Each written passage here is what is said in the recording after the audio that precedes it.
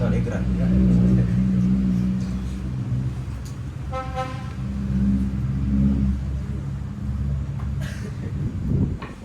Bismillahirrahmanirrahim. Qala radhiyallahu anhu wa min akhlaqihim radhiyallahu anhum kasratu ikhlasihim fi ilmihim wa amalihim wa khalqihim min dukhuli riya'i fi dhalik wa nabsutu laka ya akhi fi hadzal mahalli likasrati hajatin nasi ila dhalika wa naqulu sabata bil ahadisi sahihati anna Rasulullah sallallahu alaihi wasallam qala lamma khalaqa Allahu azza wa jalla jannata adnin khalaqa fiha ma la 'ainun ra'at wa la udhunun sami'at wa la khatara 'ala qalbi basharin qala laha takallami faqalat qad aflaha al-mu'minuna thalathan thumma qalat ana haramun 'ala kulli bakhilin wa mura'in wa kana wahab Ibnu Munabbih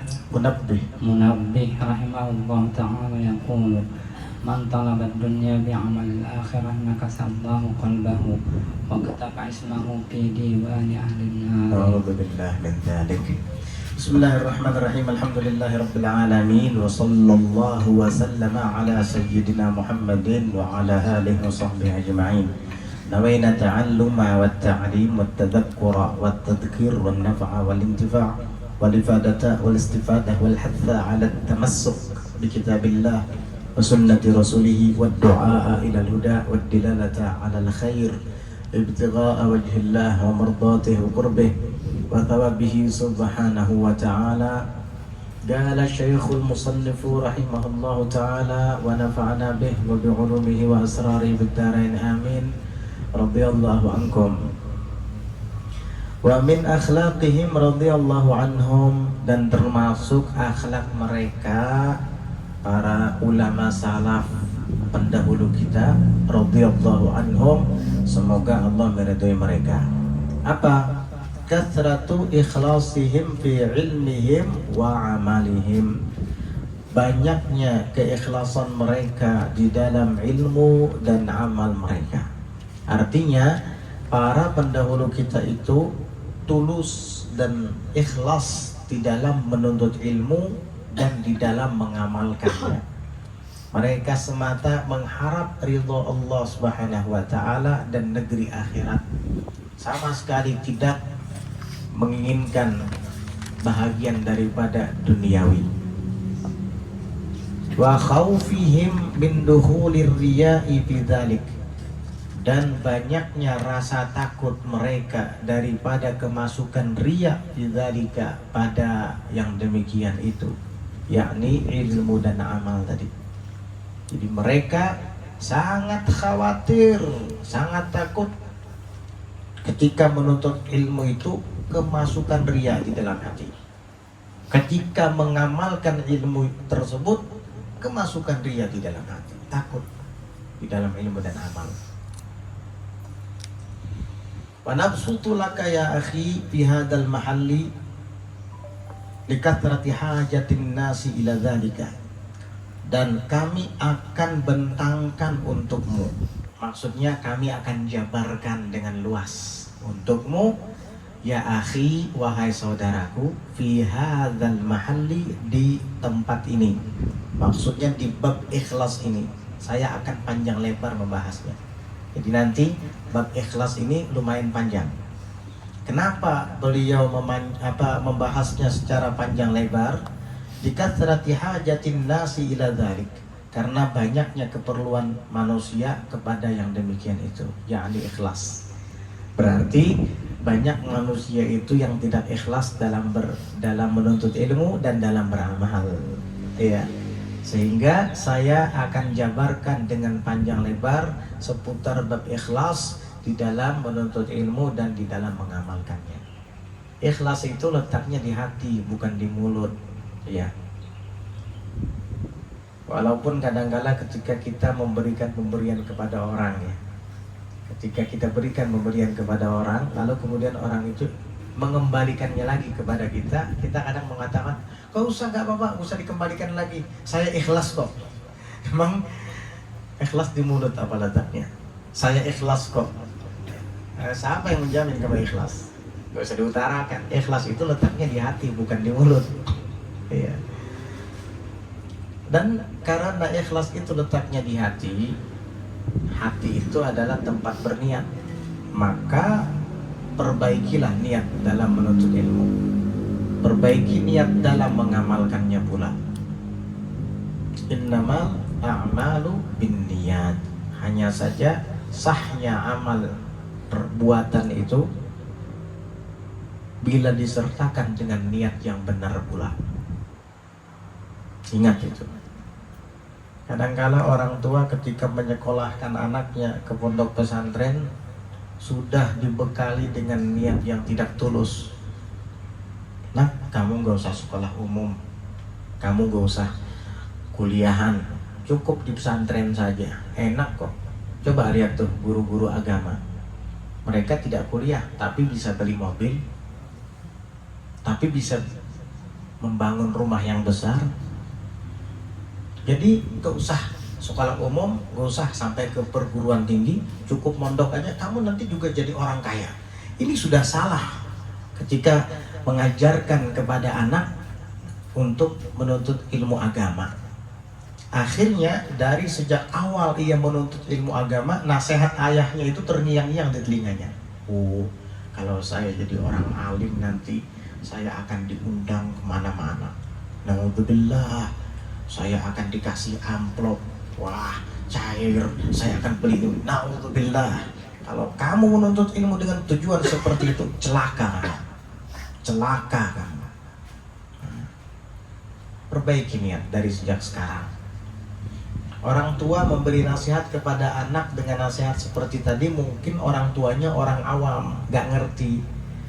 Nah, kamu sekarang ada di tempat menuntut ilmu agama dan kamu mengerti bahwa itu niat yang tidak benar. Perbaiki niatmu. Orang tuamu anggaplah beliau tidak mengerti. Sudah, jangan diingat lagi nasihat yang semacam itu. Mestinya menasihati anak, tuntutlah ilmu dan berusahalah untuk mengamalkannya supaya kamu menjadi seperti Habib Umar, orang soleh.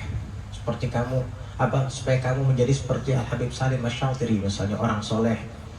Atau supaya kamu menjadi ahli hadis seperti Sayyid Muhammad bin Ali Al-Maliki, orang soleh. Nah, begitu niatnya. Jangan dunia.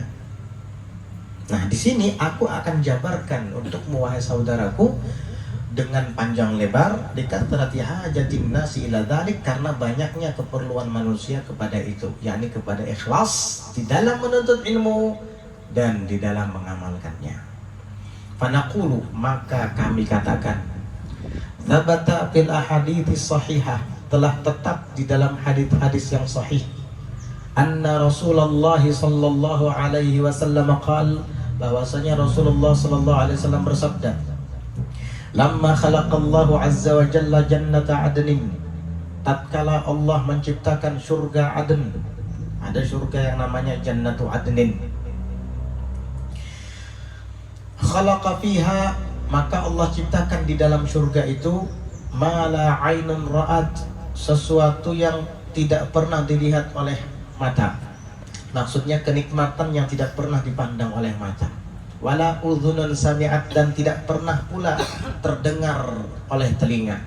Wala khatara ala qalbi bashar, dan tidak pula terlintas di atas benak manusia, di hati manusia.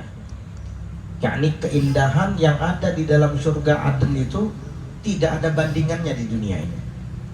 Kalau kamu pernah menyaksikan pemandangan yang sangat indah, hijau, kemudian ada sumber mata airnya, dingin, sejuk, penuh dengan embun. Wah, indah sekali. Surga jauh lebih indah dari itu. Atau kamu pernah mendengar ada orang bercerita bahwa dia pernah ke suatu tempat yang sangat istimewa, penuh dengan buah-buahan, lengkap dengan tumbuh-tumbuhan yang bermacam-macam.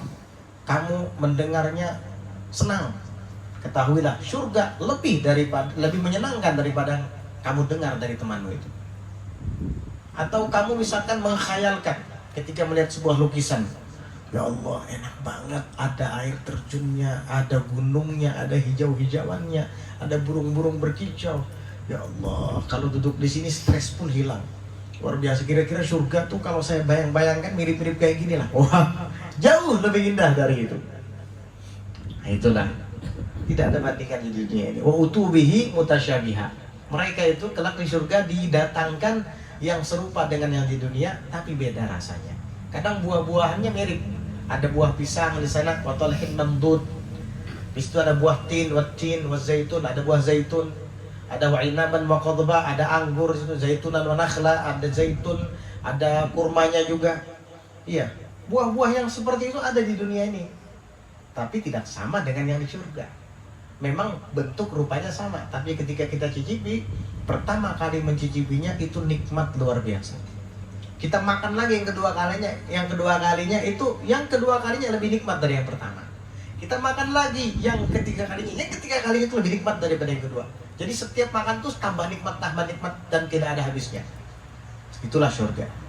Makanya tidak pernah dipandang oleh mata, tidak pernah terdengar oleh telinga, dan tidak pernah terlintas di benak seseorang. Karena surga itu di atas apa yang kita bayangkan. Qala laha, ketika Allah ciptakan surga Aden dan ia penuhi di dalamnya dengan keindahan yang tiada tara tadi, Allah berkata kepada surga Aden. Apa kata Allah? Takallami, ayo bicaralah wahai surga. Wahai surga Aden, bicaralah.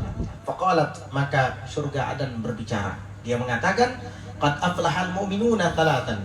Dia mengatakan, sungguh beruntung orang yang beriman. 3 kali diulang-ulangi sama dia. Sungguh beruntung orang yang beriman. Sungguh beruntung orang yang beriman. Alhamdulillah kita semua orang-orang yang beriman, insyaallah. Apa kata surga Aden? Tsumma qalat, kemudian ia berkata, ana haramun ala kulli bakhilin wa mura'in. Kata surga, saya ini haram atas setiap orang yang pelit, yang kikir, yang medit, ya, wa mura'in, dan yang suka pamer dalam beramal atau riya. Nah ini aku haram dimasuki oleh orang yang semacam ini. Berarti penghuni surga itu adalah orang-orang yang dermawan, orang-orang yang tidak pelit. Itu tuh ciri-ciri penghuni surga. Karena orang yang pelit haram masuk surga, halal masuk neraka. Jadi kita ini pelit apa dermawan? Kalau pelit berarti naudzubillah, ada tanda-tandanya ini. Inna ahlin nar, naudzubillah min dzalik. Mumpung masih di dunia, ya perbaiki, jangan jadi orang pelit. Karena surga Aden sendiri yang mengatakan, saya ini haram untuk dimasuki oleh orang yang pelit. Berarti hanya orang dermawan yang bisa masuk ke dalam surga Aden. Wa mura'in, dan orang yang riya. Saya juga haram untuk dimasuki oleh orang yang riya. Orang yang suka pamer dalam menuntut ilmu dan dalam beramal. Nauzubillah. Yang dia harapkan bukan Allah, tapi pujian, sanjungan dari makhluk atau dunia daripada mereka. Nauzubillah min dzalik. Orang seperti ini yang suka riya, yang tidak tulus, walaupun dia sembahyang. Orang sembahyang bisa masuk neraka? Bisa. Apalagi yang ada sembahyang. Yang sembahyang aja bisa masuk neraka, apalagi yang tidak sembahyang sama sekali. Kenapa? Jika sembahyangnya dia riya. Karena orang yang mura'in tidak akan masuk surga. Perbaiki lagi ibadahmu. Orang yang baca Quran bisa masuk neraka? Bisa. Apalagi yang kada baca Quran. Yang baca Quran aja bisa masuk neraka. Kam min kadin lil Quran wal Quranu yal'anuh. Betapa banyak orang yang baca Quran, sedangkan Qurannya yang dibacanya itu sendiri melaknatnya. Wah, dengan fasihnya, dengan bagus dan indah suaranya. Tetapi Quran setiap ayat, bahkan setiap huruf yang dibacanya melaknatnya. Ketika membaca Bismillahirrahmanirrahim, huruf ba mengatakan laknatullah alaik. Huruf alif, huruf sin, huruf mim semua mengatakan laknat kepadanya. Na'udzubillah min dzalik. Berarti orang baca Quran bisa saja masuk neraka. Apalagi yang tidak baca Quran sama sekali. Kenapa bisa demikian? Karena dia baca Qurannya bukan karena Allah. Sebab ia baca Qurannya karena ingin mendapat pujian dari orang lain. Itulah harapannya. Dan orang lain ketika ia hidup di dunia sudah memujinya, sehingga di akhirat balasannya tidak ada lagi. Ya di dunia itu sudah pujian orang tadi. Nauzubillah min dzalik. Naam. Wa kana Wahbun ibnu Munabbih, Wahab bin Munabbih mengatakan rahimahullah ta'ala, yaqulu mengatakan, man talabat dunya bi amalil akhirati, barang siapa yang menuntut dunia dengan amalan akhirat, nakasallahu qalbah, maka Allah akan balikkan hatinya. Wa katabasmahu fi diwani ahli nar, dan Allah catat namanya di daftar penduduk neraka. Waliyadzubillah. Siapa? Orang yang mencari dunia dengan amal akhirat. Na'udzubillah. Hati-hati betul dengan hal yang demikian. Jangan anggap remeh mencari dunia tapi menjual agama. Na'udzubillah. Dia akan Allah Ta'ala balikkan hatinya dan catat namanya di dalam daftar atau diwan penghuni neraka. Bahaya. Hati-hati. Tidak ada ketulusan karena Allah ketika mengajari orang ilmu agama yang diharapkan dunia dari orang-orang yang diajarinya. Ini bahaya. Nauzubillah. Iya, bahaya ini. Karena apa? Yang diajarkannya agama, tapi yang diharapkan olehnya di balik itu adalah dunia. Sama juga dengan ibadah, sholat misalnya, apalagi sholat jenazah. Di tempat kita biasanya ada amplopnya itu. Kapan sholat jenazah? Habis zuhur nanti kita akan melaksanakan sholat jenazah. Untuk siapa? Almarhum Haji Pulan. Yang penambang itu kan. Wah, tulak apa tulak? Kenapa? Paling kada amplopnya tuh 50.000. Akhirnya apa? Subuh tadi gak ada sembahyang, zuhur tadi pun gak ada sembahyang. Giliran sholat jenazahnya sembahyang. 4 kali takbir aja salam dapat amplop. Hati-hati kamu, nama kamu dicatat sama Allah di dalam daftar penghuni neraka. Kenapa? Karena amalanmu adalah akhirat, menyembahyangkan jenazah. Akhirat itu ibadah. Tapi yang kamu harap dibalik dari perbuatan akhiratmu itu adalah dunia, mengharapkan dapat amplop. Na'udzubillah min dzalik. Nah, di tempat kita begitu kebiasaannya. Kalau di daerah lain nggak ada. Orang lain malah yang memberikan uang kepada almarhum yang meninggal itu, mentakziah, menghiburnya, karena dia sekarang sedang susah, sedang sedih. Begitu. Kalau kita nggak, malah yang punya rumah ngasih uang kepada yang sembahyangnya. Ya bagus juga niat mereka itu. Maksudnya bersedekah yang pahalanya semoga sampai kepada almarhum. Ya bagus niatnya. Cuma yang sembahyang ini hati-hati kamu. Apa niat kamu datang ke sana? Tetangga di rumah meninggal karena disebelahi. Giliran Haji Pulan bos batu bara meninggal, 1 kilo jaraknya itu ditulaki juga. Ya, dari rumahnya ke haji itu 1 kilo berangkat ya. Ya, tapi giliran tetangganya sebelah rumah gak didatangin. Alhamdulillah, ini ketahuan banget dunia yang dicari. Waliyadzubillah. Ayo, ikra. Bismillahirrahmanirrahim. Radhiyallahu ankum. Wa kana al-Hasan al-Basri rahimahullah ta'ala yaqulu kana Isa alaihi salatu wassalam yaqulu man amila bima alima kana waliyan lillahi haqqan. Wa kana Sufyan ats-Tsauri rahimahullah ta'ala yaqul qalat li walidati ya bunayya la tata'allam al-ilma illa idza nawaita al-amala bihi wa illa fa huwa wabalun 'alayka yawm al-qiyamati. Naam. Wa kana al-Hasan al-Basri rahimahullahu ta'ala yaqul, dan adalah al-Imam Hasan al-Basri rahimahullahu ta'ala mengatakan. Imam Hasan al-Basri tabi'in, ulama besar di zaman beliau. Beliau mengatakan kana Isa alaihi salatu wassalamu yaqul, adalah Nabi Isa alaihi salatu wassalam pernah mengatakan.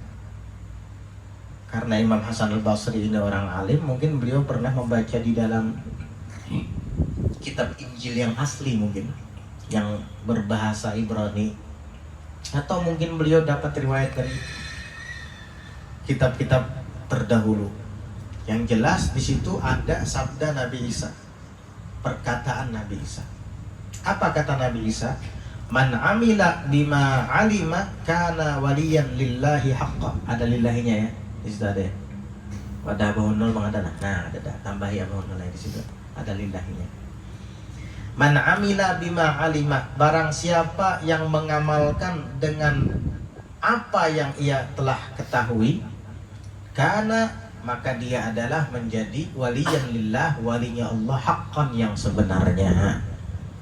Nah, jadi kalau ada orang menuntut ilmu, entah itu di pondok pesantren, di madrasah, atau di majelis taklim seperti sore ini, menuntut ilmu agama, kemudian dari yang sebelumnya tidak tahu menjadi tahu, setelah tahu lalu diamalkan ilmu itu, orang ini menjadi walinya Allah Subhanahu wa ta'ala. Jadi kalau mau tahu wali itu siapa, mereka yang menuntut ilmu dan mengamalkannya dengan ikhlas, itulah wali. Kalau menuntut ilmu lalu diamalkan, jadi ulama. Ulama itu siapa? Bukan hanya orang yang berilmu saja. Ulama itu orang yang berilmu dan ilmunya diamalkan, itu ulama.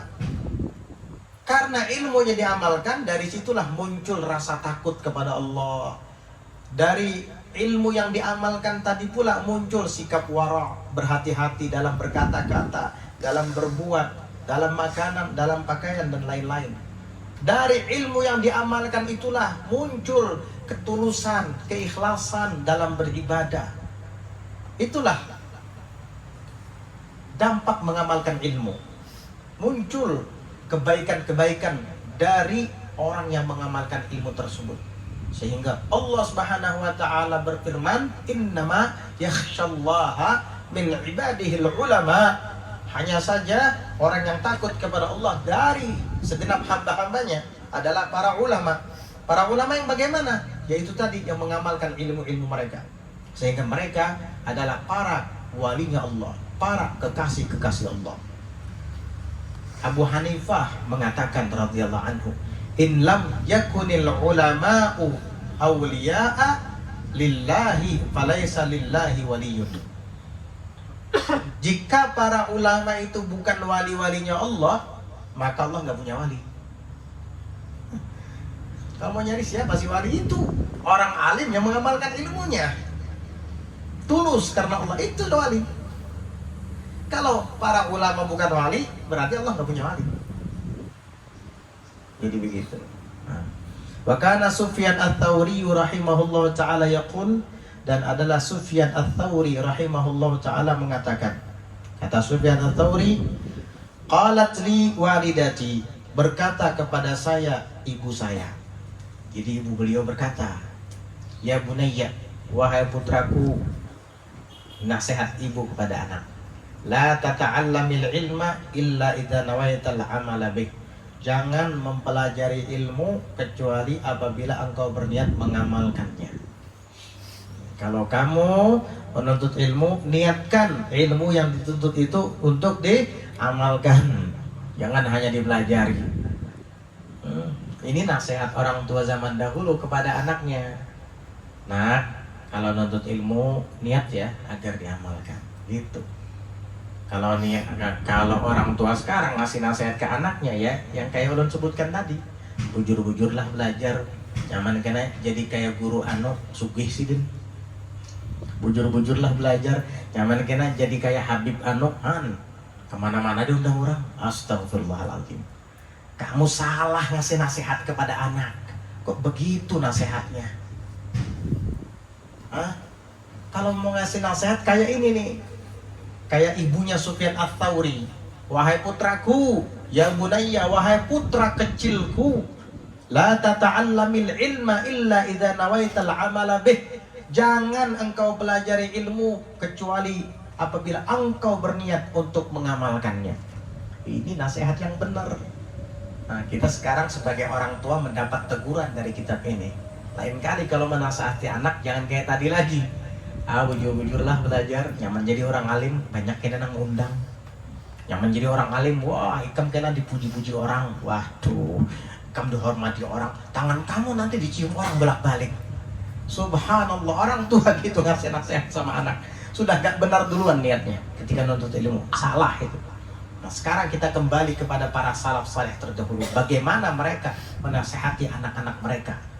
Ini, jangan engkau belajar ilmu kecuali engkau berniat untuk mengamalkannya.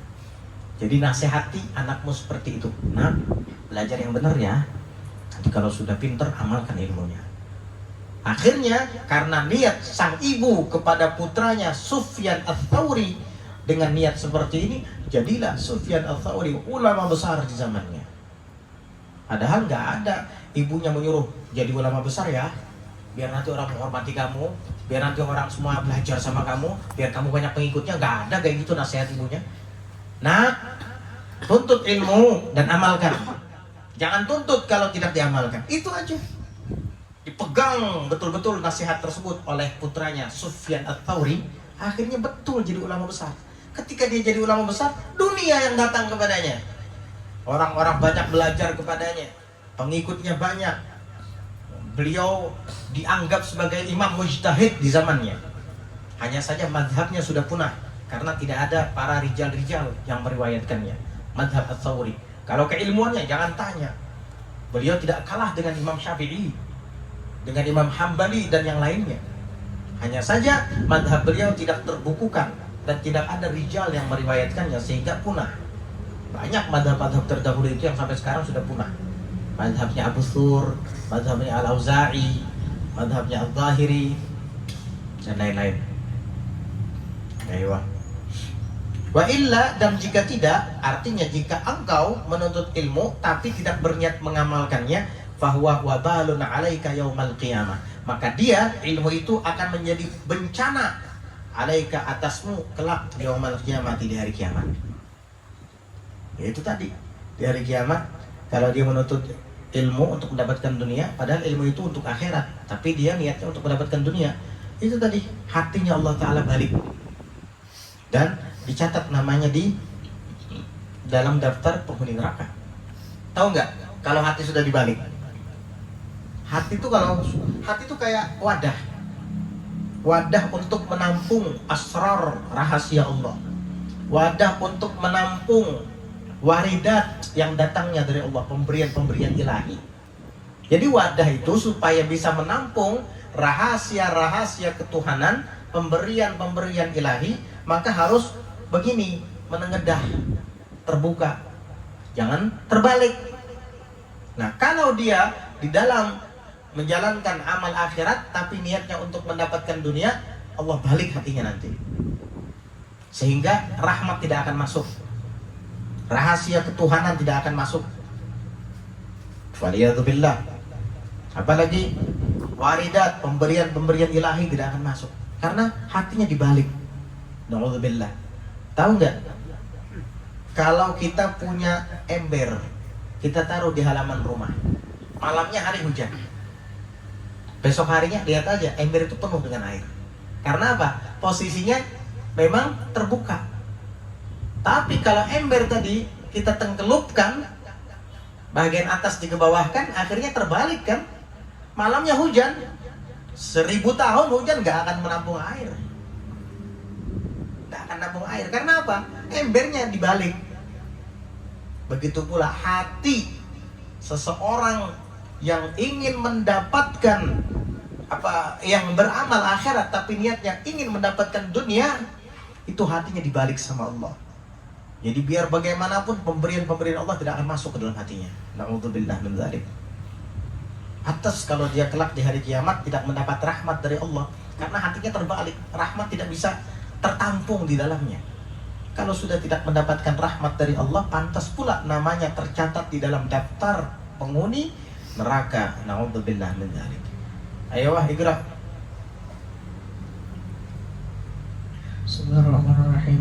Wa kana Hasan al-Basri radhiyallahu ta'ala katsiran ma yu'atibu nafsahu wa yubihuha biqawlihi tatakallamina bi kalamis salihin al-qanitina al-'abidina wa taf'alina fa'al fazl fataf'alina الفاسقين المنافقين المرائين والله ما هذه صفات المخلصين. وهذه صفات المخلصين. نعم.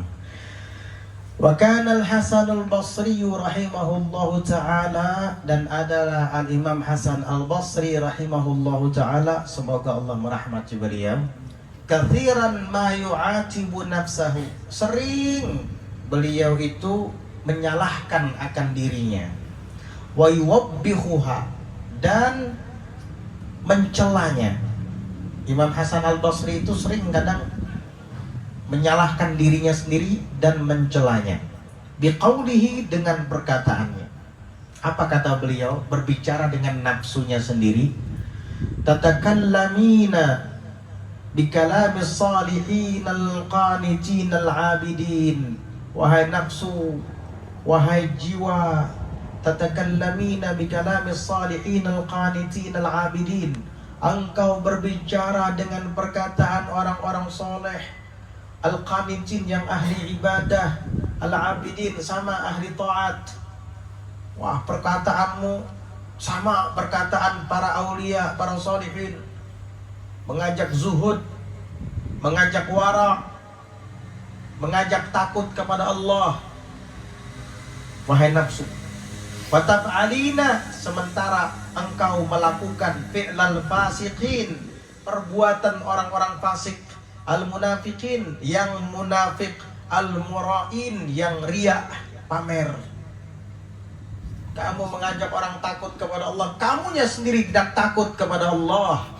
Kamu mengajak wara dari segala hal, kamunya sendiri tidak wara, tidak berhati-hati, bicara asal-asalan, bertingkah laku semaunya tanpa diikat dengan Al-Quran, Al-Hadis. Na'udzubillah, tanpa diukur dengan kitab dan sunnah, semaunya. Mengajak orang untuk beramal soleh, kamu sendiri senang melakukan dosa dan maksiat. Wahai nafsu. Imam Hasan Al-Basri begitu mengajak bicara nafsunya. Luar biasa. Siapa Imam Hasan Al-Basri? Siapa kita? Lantas kita merasa lebih baik dari Imam Hasan Al-Basri, merasa lebih suci. Na'udzubillah min dzalik. Subhanallah. Wallahi ma hadhihi sifatul mukhlisin. Demi Allah, bukan ini sifat orang-orang yang tulus, yang ikhlas. Orang ikhlas itu sebelum dia mengajak orang untuk berbuat baik, dia dulu berusaha untuk melakukan kebaikan itu. Mudah-mudahan kita bisa seperti ini. Ketika dia mengajak seseorang menghindari sesuatu, dia berusaha terlebih dahulu untuk menghindarinya, dosa-dosa dan maksiat. Begitu. Nah, ikra. Bismillahirrahmanirrahim. Wa qad qila wa kana al-Fudail bin Iyad rahimahullahu ta'ala yaqul man lam yakun fi a'malihi aqyasu min sahirin waqa'a fi riya. Wa qad qila li Dhinnun al-Masri rahimahullahu ta'ala mata ya'lamul abdu annahu minal mukhlisin, faqala idza badala al-majhuda fi at-ta'ati wa habba suqutal manzilati 'inda an-nas. Naam, aywa. Wa kana al-Fudail ibn Iyad rahimahullahu ta'ala yaqul, dan adalah Fudail bin Iyad rahimahullah, semoga Allah merahmati beliau, yaqulu, mengatakan, Fudail bin Iyad ulama besar, beliau mengatakan, man lam yakun fi a'malihi akyasa min sahirin waqa'a fir riya. Barang siapa yang ia itu di dalam amalnya tidak lebih cerdas daripada penyihir, waqa'a fir riya, maka dia akan terjerumus dalam riya. Orang beramal itu, beramal soleh itu harus lebih cerdas, lebih cerdik daripada penyihir. Kalau enggak, dia akan terjerumus dalam riya. Nah, apa hubungannya orang yang ikhlas dengan penyihir? Iya, penyihir itu enggak pernah terang-terangan, selalu sembunyi-sembunyi kan. Masa ada dukun santet terang-terangan? Sedia jasa nyantet orang, tangkap polisi. Iya. Pas dia kadang-kala nyuruh orang yang membayarnya untuk mengambil pakaian yang mau disihir atau bahagian dari tubuhnya, entah itu rambutnya atau kukunya misalnya, itu kan secara sembunyi, gak ada terang-terangan. Minta rambut tikam bang, sana pak, anakku sihir. Gak ada yang mau ngasih, kan gitu. Wow, pelan-pelan. Nabi dulu pernah disihir kan. Penyihir itu memang ada. Mereka bersekongkol dengan iblis, mereka bersekongkol dengan syaitan. Itu Labid punya anak-anak perempuan, diajaknya untuk menyihir Nabi Sallallahu Alaihi Wasallam. Tapi Allah Ta'ala turunkan surah Al-Falaq. Akhirnya Nabi pun dilindungi daripada sihir. Qul a'udzu birabbil falaq min syarri ma khalaq, min syarri ghasiqin idza waqab, min syarri nafathati fil 'uqad, min syarri hasidin idza hasad. Itu diantara asbab nuzul surah Al-Falaq ketika bersihir. Nah, para penyihir itu di dalam melakukan aksinya, di dalam memenuhi syarat-syaratnya itu secara sembunyi-sembunyi. Masa para penyihir saja ketika akan melakukan perbuatan haram, bahkan dosa besar, bahkan tidak jarang itu akan terjerumus pada kesyirikan, mereka melaksanakannya sembunyi-sembunyi. Dosanya aja dilaksanakan secara sembunyi-sembunyi, dosa besar lagi. Masa amal soleh yang mulia dan baik kita lakukan secara terang-terangan pengen dipuji orang lain? Kan begitu. Mestinya kita harus lebih cerdas daripada penyihir itu. Tutupi amal soleh kita, jangan dipamer-pamerkan.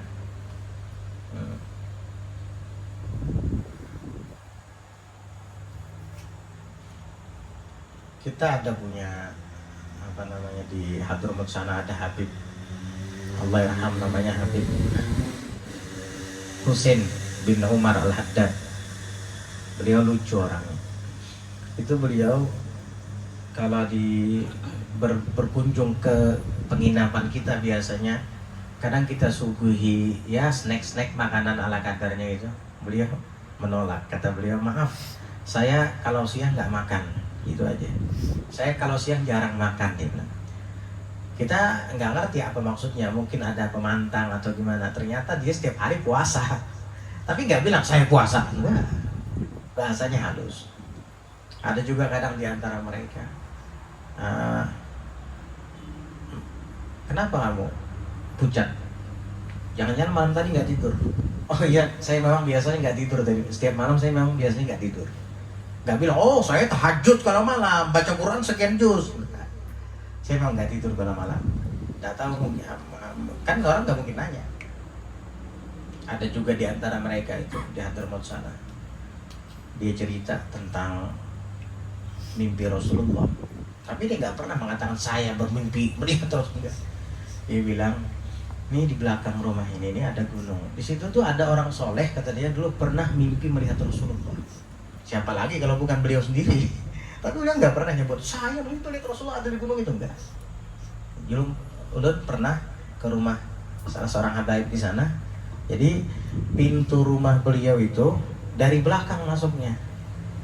Jadi masuk ke rumah orang Hadramut itu kadang di awal gerbang itu kan kayak ada tangga, itu langsung masuk ke depan pintu, belok kanan tuh ruang tamu biasanya. Kalau ini enggak, ruang tamunya dari belakang dulu, masuk ke belakang dulu baru masuk ruang tamu. Jadi kita tanya, Beb, kenapa antum kok bikin pintu di sini bukan dari depan saja? Dia bilang, Ana senang kalaunya pintu ini dibuka, Ana di gunung itu. Kenapa emang gunung itu, Beb? Dulu ada orang bermimpi melihat Rasulullah ada di situ, dia bilang.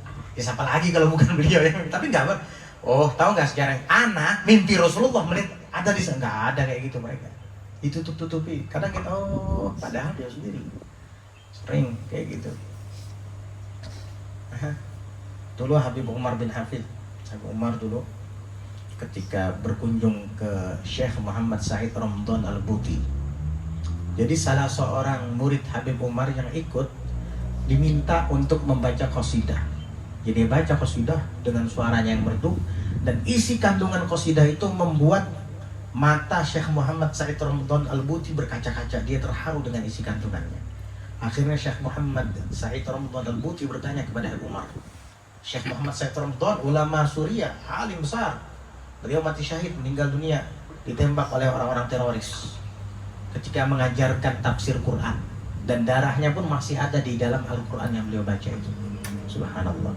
Jadi beliau mengatakan apa, kata Syekh Said Muhammad Ramadan Al-Buti kepada Habib Umar, wahai Habib Umar bin Hafid, itu qasidah sangat menyentuh sekali, bagus isi kandungan dan maknanya. Siapa sih yang ngarang? Oh, itu karangan ada orang Hadramaut sana, wahai Syekh. Dia yang ngarang, ada orang di Hadramaut sana. Padahal Habib Umar sendiri yang ngarang itu. Itu qasidah karangan Habib Umar. Habib Umar punya diwan qasidah. Muridnya baca. Saya terbentuk apa terperengah ketika mendengarnya, kagum. Ketika ditanya, Habib Umar, siapa yang ngarang qasidah ini wahai Habib Umar? Ada tuh orang Hadramaut sana. Padahal beliau sendiri yang dimaksud. Itu nggak pernah menonjolkan diri. Wah, bagus qasidahnya, bagus. Tahu nggak? Itu saya yang ngarang. Padahal orang nggak nanya sama dia. Ada kita kayak gitu, malah orang nggak nanya sama dia. Ini namanya burung buak. Tahu burung buak? Hah? Burung buak kalau berbunyi apa? Panggil namanya sendiri, buak. Ini buak, burung buak ini. Nah, Habib Umar ditanya lagi, udah ditanya nggak pernah ngakuin saya. Ada orang Hadramaut yang ngarangnya wahai Syekh. Kalau kita mungkin nggak usah ditanya, bagus nggak? Bagus nggak? Bagus. Saya tuh yang ngarang. Subhanallah. Nah, Allah. Waqad qila li Dhinnun al-Masri rahimahullahu ta'ala. Sungguh telah dikatakan kepada Dhinnun al-Masri, ulama rahimahullah ta'ala, semoga Allah merahmatinya, mata ya'lamul abdu annahu minal mukhlisin. Kapan sih seorang hamba itu tahu bahwasanya dia termasuk orang yang ikhlas? Faqala, maka beliau mengatakan, idza badzala al-majhuda fi ta'ah. Idza badzala al-majhuda fi ta'ah, apabila ia sudah mengorbankan atau mengerahkan, apabila ia sudah mengerahkan semua kekuatannya, usahanya, upayanya fit ta'ah, di dalam berbuat taat, wa habba suqutal manzilati 'indan nas, dan ia senang agar gugur kedudukannya itu di sisi manusia. Artinya nggak keberatan. Dia banyak beramal soleh. Pokoknya badalal majhud, dia kerahkan semua upayanya fit ta'ah, di dalam berbuat taat. Bangun malam, puasa, sholat sunnah setelah yang fardu, baca Quran, zikir, bersedekah, semua ketaatan dia lakukan dengan semangat dan mengerahkan semua kekuatan. Lalu kemudian orang mencelaknya, orang mencacinya, dia nggak apa-apa, nggak terpengaruh dengan cacian dan makian orang tadi, sehingga dia dianggap gugur di hadapan makhluk. Nggak apa-apa, nggak masalah. Nggak kayak kita. Kamu kada tahu lawan aku lagi. Nang adzan setiap subuh tuh siapa? Mun kada aku nang adzan ngerti yang bangunnya subuh di Pandan Sari ini misalnya. Oh, kamu kada tahu kah? Nang racak bersedekah nang setiap anu tuh siapa? Hah? Nah, kayak kamu nyampe aku nang kayak itu. Waduh, ini bahaya kayak ini. Justru orang ikhlas nggak kayak gitu. Seorang hamba dia tahu bahwa dirinya ikhlas, di saat dia sudah susah payah ibadah, orang lain malah meremehkan dia. Nggak apa-apa. Dan dia nggak keberatan ketika diremehkan. Ahabba, malah senang dia. Suqutal manzilah, gugurnya kedudukannya indan nas, di hadapan manusia. Nggak apa-apa saya hina di hadapan manusia. Yang penting saya mulia di hadapan Allah Subhanahu wa taala. Begitu Uwais Al-Qarni. Uwais Al-Qarni diejek sama masyarakatnya. Dicaci maki, bahkan dibully sama anak-anak kecil. Dilempari dengan batu, dilempari dengan kotoran. Beliau senyum. Padahal ahli ibadah, orang yang paling ahli ibadah di kampungnya. Nah, ini orang tulus, orang ikhlas. Ini namanya majhulun fil ardh, ma'rufun fis sama. Beliau memang tidak dikenal di bumi, tapi dikenal di langit. Nggak apa-apa.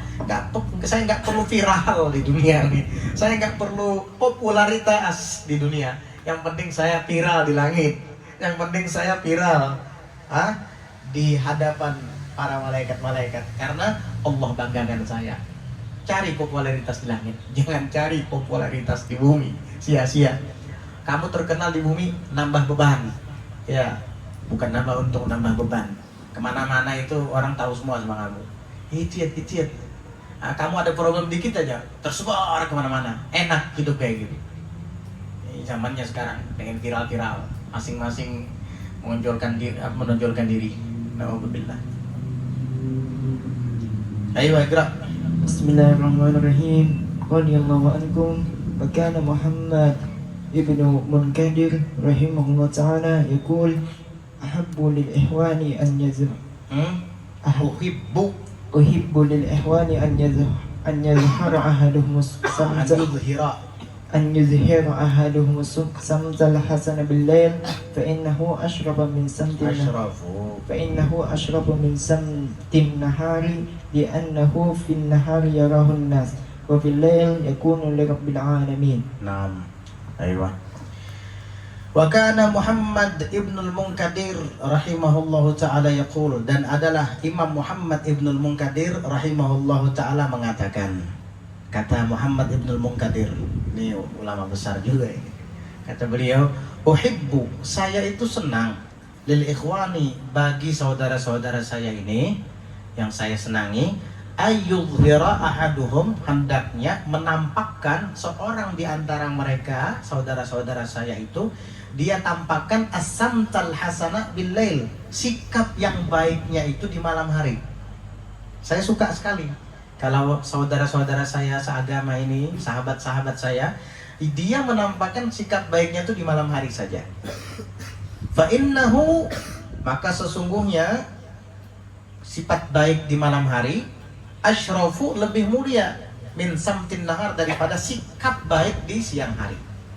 Sama aja ya, nggak ada yang beda. Ada yang beda nggak di situ? Diceritakan itu nggak ada ya. Lebih mulia daripada sikap baik di siang hari. Loh, kenapa bisa begitu? Li'annahu fin nahari yarahun nas, karena sesungguhnya sikap baik di siang hari itu akan dilihat oleh manusia. Kalau kita melakukan kebaikan di siang hari, orang semua tahu, membantu orang. Tapi di siang hari orang menontonan, Masya Allah itu baik benar lah itu. Seorang aja dibantunya ya. Akhirnya kita riya nanti. Wa fil laili, dan di malam hari, yakunu li rabbil alamin, sikap baik itu hanya untuk Tuhan alam semesta, Allah Subhanahu wa taala. Makanya Syekh Abu Bakar bin Salim itu mengisi jedeng-jedeng masjid yang ada di sekitaran Inat di setiap malam. Orang-orang tidur, nggak ada yang tahu. Beliau menimba air di sumur, dibawa ke masjid, dipenuhi. Jadi setiap kali jamaah sholat di masjid tersebut, ketika melaksanakan sholat subuh, mereka sudah temukan jedeng-jedengnya penuh semua. Bingung siapa yang memenuhi jedeng-jedeng ini. Nah, ini di malam hari kan. Kalau siang orang tahu semua. Andai kata itu dilakukan siang hari, orang tahu semua. Al-Imam Ali Zainal Abidin berpuluh-puluh tahun memberikan makanan sedekah kepada seluruh penduduk kota Madinah, terutama yang ada di dekat beliau. Tidak ada yang tahu dari mana makanan itu datang. Yang jelas setiap pagi mereka buka pintu rumah mereka, mereka sudah temukan beberapa karung gandum di depan rumah mereka. Setiap hari gitu. Subhanallah. Tidak ketahuan. Sampai kapan? Sampai meninggal Sayyidina Ali Zainal Abidin. Kenapa? Karena ketika beliau meninggal dunia, itu di punggung beliau terdapat tanda hitam. Tanda hitam. Goresan hitam melintang di punggung beliau begini.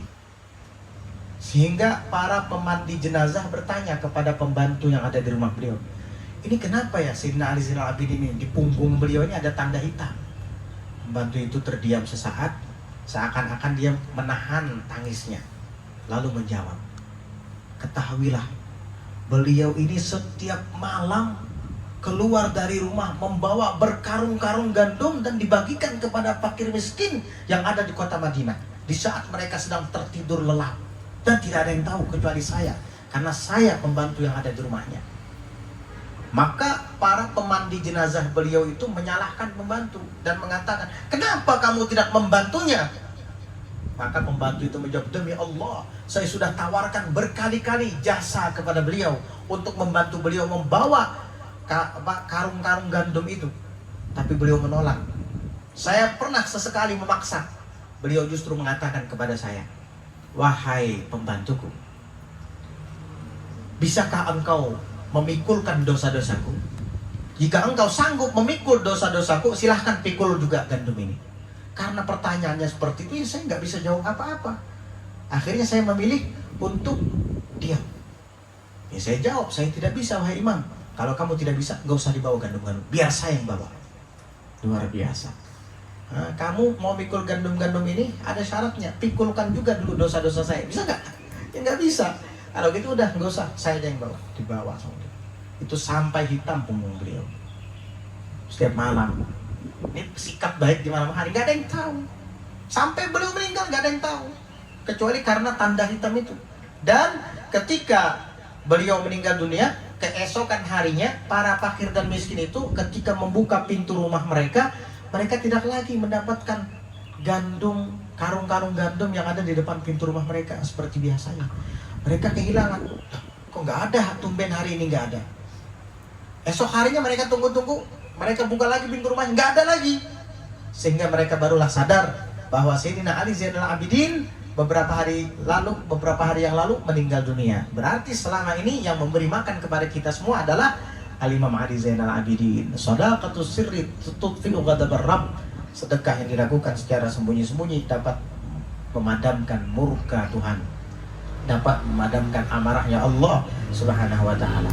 Nah, ini hadis yang diulang-ulangi oleh Sayyidina Ali Zainal Abidin. Jadi setiap malam ketika pembantunya menawarkan jasa, ya ditolak sambil mengatakan shadaqatus sirri tutfi'u ghadabar Rabb. Radhiyallahu anhu wa rahimahu rahmatal abrar. Ayo, gerak. Bismillahirrahmanirrahim. Waqad qila maratan li Yunus bin Abidin rahimahullah. Ubaid. Bin Ubaid rahimahullah ta'ala, hal ra'aita ahadan ya'malu bi'amal Hasan al-Basri faqala wallahi ma ra'aitu man yaqulu biqaulihi wa kaifa ara man ya'malu bi'amalihi kana wa'zuhu yubkil quluba wa aza ghayruhu Wa ba'du ghairihi la yubkil uyuna. Allah. Wa qila li Khalas. Waqad qila marratan li Yunus ibni Ubaidin rahimahullah ta'ala. Sungguh pernah dikatakan sesekali kepada Yunus bin Ubaid rahimahullah ta'ala, semoga Allah merahmatinya. Dikatakan kepada Yunus bin Ubaid, maksudnya ditanya, hal ra'aita ahadan ya'malu bi'amalil Hasan al-Basri? Hei Yunus bin Ubaid, apakah engkau pernah melihat seseorang yang bisa beramal seperti amalnya Imam Hasan al-Basri? Imam Hasan al-Basri yang tadi mengatakan kepada nafsunya, wahai nafsu, wahai nafsu, kata beliau tadi, engkau berbicara dengan perkataan orang soleh, perkataan ahli taat, perkataan ahli ibadat, sedangkan engkau melakukan perbuatan orang fasik, orang munafik, orang yang riya. Ini Imam Hasan al-Basri ketika mengintrospeksi diri, ketika berbicara dengan nafsunya begitu. Apakah beliau orang jahat? Enggak. Beliau berkata seperti itu ingin menghukum nafsunya agar terbiasa tawadu. Bukti beliau orang baik apa? Ketika Yunus bin Ubaid ditanya rahimahullah, apakah engkau ada melihat seseorang yang beramal seperti amalan Imam Hasan al-Basri? Apa jawab Yunus bin Ubaid? Faqala, beliau mengatakan, wallahi, demi Allah, ma ra'aitu man yaqulu biqaulih. Kamu kan tadi menanyakan tentang amalnya. Maka kata beliau, demi Allah, aku tidak pernah melihat seseorang yang berkata-kata seperti perkataannya. Fa kaifa ara man ya'malu bi amalih? Maka bagaimana mungkin saya bisa melihat orang yang bisa beramal seperti amalnya? Jangankan amal, perkataan seperti perkataan Imam Hasan Basri kan nggak ada yang sama di zaman ini. Apalagi amalnya. Jangan tanya. Karena Imam Hasan al-Basri itu lebih banyak beramal daripada berkata-kata. Orang yang mengatakan seperti perkataan Imam Hasan al-Basri, perkataan-perkataan hikmah, nasihat-nasihat yang baik, itu tidak ada di zaman ini yang seperti beliau. Apalagi amalnya. Begitu. Dijelaskan oleh Yunus bin Ubaid, kana wa'dhuhu yubkil qulub. Adalah nasihatnya Imam Hasan al-Basri itu membuat hati menangis. Bukan mata lagi, hati yang menangis. Kalau hati sudah menangis berarti sampai ke lubuknya. Itu akan cepat berubah orang menjadi baik. Kalau tangisan itu muncul dari hati yang menangis, insya Allah orang itu akan baik. Nah, nasihat Imam Hasan al-Basri itu bukan membuat mata menangis, tapi hati yang menangis. Membuat hati menangis. Wa wa'dhu ghairihi, dan sedangkan nasihat orang lain selain Imam Hasan Al-Basri la yubkil uyun, tidak dapat membuat mata menangis, apalagi hati. Nasihat Imam Hasan Al-Basri bukan mata lagi yang nangis, hati yang nangis. Kalau nasihat orang lain, mata aja nggak nangis, apalagi hati. Apalagi di zaman sekarang. Nasihat orang lain membuat apa? Orang terbahak-bahak. Nasihat apa itu? Itu lelucon namanya. Iya. Sekarang baru dia ngobrol, ngomong-ngomong, orang-orang ketawa semua, ngakak-ngakak ketawa. Nggak tahu ketawa itu adalah penyebab membuat hati kita menjadi mati. Akhirnya majelis taklimnya menjadi seperti komedi, menjadi seperti majelis lelucon. Na'udzubillah min dzalik. Bukan seperti itu. Nasihat Imam Hasan Al-Basri itu khusyuk, hati menangis, apalagi mata. Nasihat selain beliau, mata aja nggak nangis, lihat hati. Na'udzubillah min dzalik. Ada yang mengatakan orang zaman dahulu itu ulamanya bangun, sehingga yang bangun yang membangunkan yang tidur. Artinya nasihat mereka itu dalam keadaan bangun, sehingga yang tidur ini dibangunkan oleh yang bangun. Kalau nasihat ulama sekarang ini ibaratnya orang yang sedang tidur, yang dinasihatinya sudah mati. Orang yang tidur bisa membangunkan orang yang mati. Gitu. Kalau orang zaman dahulu ulamanya terjaga betul, semuanya ingat, hatinya betul-betul ingat sama Allah, sehingga hati-hati yang tertidur bisa dibangunkan sama mereka. Kalau ulama di zaman sekarang hatinya tidur, iya, umatnya yang dinasihati mati semua hatinya. Orang tidur bisa membangunkan orang yang mati? Gak mungkin. Jangankan membangunkan orang yang mati, membangunkan orang yang hidup itu gak bisa kalau sama-sama tidur. Jadi jauhnya itu perbandingan sangat jauh sekali. Kalau orang zaman dahulu itu mereka terjaga, orang terjaga bisa membangunkan orang yang sedang tidur. Kalau sekarang tidur hatinya, lalai, mau membangunkan orang yang sudah mati lagi, ya, nggak mungkin, mustahil. Alhamdulillah min dzalik. Mudah-mudahan kita diikut sertakan dalam kelompok para salaf salihin, para ulama pendahulu-pendahulu kita, dalam keikhlasan, beramal hanya semata mengharap ridha Allah, menuntut ilmu juga hanya semata mengharap ridha Allah, tidak mengharapkan pujian dari makhluk, tidak pula pamer kepada mereka. Dan mudah-mudahan kita bisa menjadikan hati kita lebih baik daripada zahir kita, dan Allah jadikan zahir kita pun menjadi zahir yang baik. Amin ya rabbal alamin.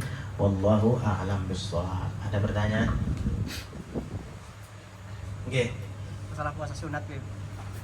Sementara ini seandainya kita puasa, kemudian cari orang ke tetangga nyarui, abdalnya apakah kita tulak sarwan atau kada?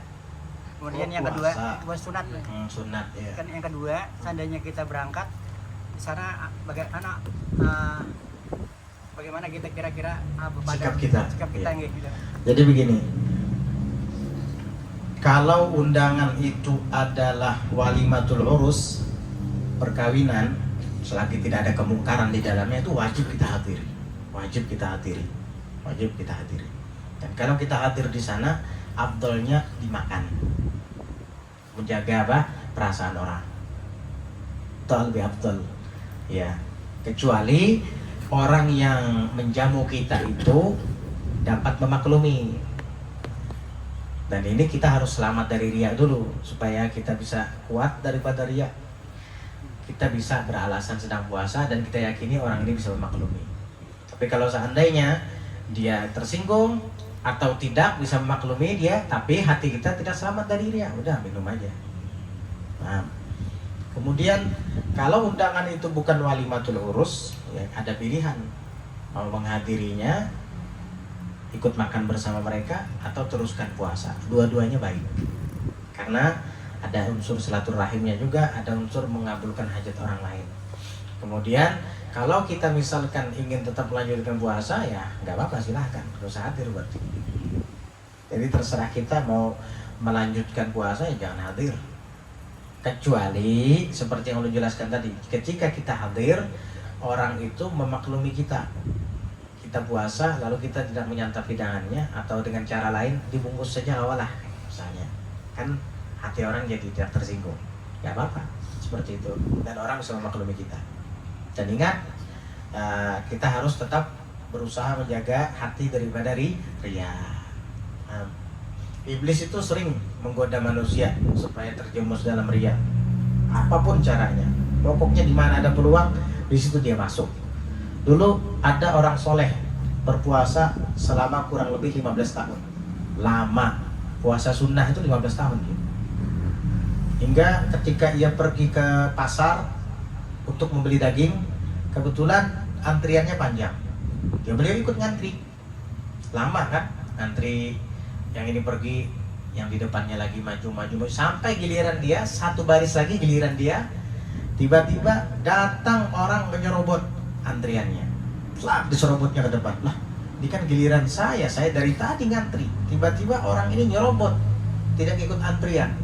Langsung berbicara kepada tukang daging, berapa daging ini? Akhirnya yang puasa selama 15 tahun tadi, puasa sunnah, dan tidak ada yang tahu, itu dirahasiakan sama dia. 15 tahun dia puasa sunnah, gak ada yang tahu. Akhirnya apa? Dia tegur, "Hei, sekarang kan giliran saya, kok kenapa kamu main serobot? Kalau mau beli, ya ngantri di belakang. Tunggu. Saya ini sedang puasa, tahu nggak? Saya sudah 3 hari loh puasa. Jangan harap kamu maklumi saya. Jangan ganggu. Saya kan ini sudah 3 hari loh saya puasa. Kamu baru 3 hari, saya sudah 15 tahun. Akhirnya ketahuan semua amalnya, subhanallah. Hanya dalam hitungan detik, hangus semua puasa sunnah 15 tahun tadi. Ternyata setelah dia mengatakan, "Saya 15 tahun puasa, kamu cuma 3 hari." Ketawa orang, "Hahaha. Amat ta'rifuni, kamu tidak kenal sama saya? Memang siapa kamu?" "Saya adalah iblis." Ternyata dia iblis menyamar jadi manusia. Ini gara-gara apa dia bisa seperti itu? Gara-gara tidak sabar. Akhirnya hangus amal ibadahnya semua. 15 tahun puasa secara sir, nggak ada yang tahu, terbongkar dalam hitungan detik gara-gara tidak sadar atau tidak bisa mengendalikan emosi, tidak bisa mengendalikan amarah. Akhirnya terbuka gara-gara si iblis tadi. Jadi kita harus peka, kita harus pandai membedakan ini jangan-jangan iblis nih gitu. Wallahu a'lam bissawab. Udah jam berapa nih? Jam 17.21, parak jam 5:30. Ini kita minggu terakhir ya, bulan Ramadan, minggu terakhir. Besok Senin, Selasa, Rebu, insya Allah kita buka bersama di sini ya. Insya Allah hari Rebu nanti kita buka bersama sampai sholat maghrib berjamaah, kemudian pulang ke rumah masing-masing. Insya Allah hari Rebu kan masih Ahad, Senin, Selasa, 2 hari lagi, 3 hari langsung. Allah. Dan sekaligus penutupan karena menjelang menjelang Idul Fitri. Ramadan pulang. Khair insyaallah. Fatiha bil qabul tamam kulli sulam wa ma'mul wa salahi sya'ni zahir batin wa ala kulli niyati salih jami' syawil khairat dunya wal akhirah wa ila hadratin nabi Muhammadin sallallahu alaihi wa ala alihi wa sahbihi wasallam. Al-Fatihah.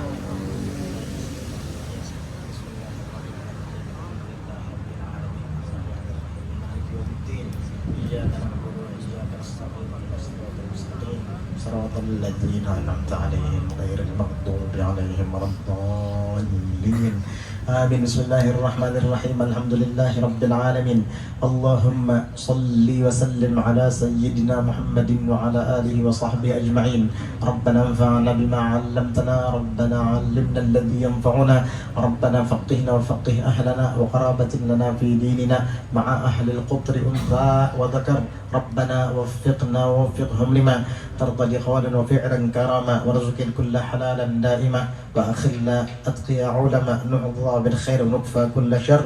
ربنا واصلح لنا كل الشؤون، وأقر برضا منك العيون، واقضي عنا ربنا كل الديون قبل أن تأتينا رسل المنون، واغفر واستر أنت أكرم من ستر.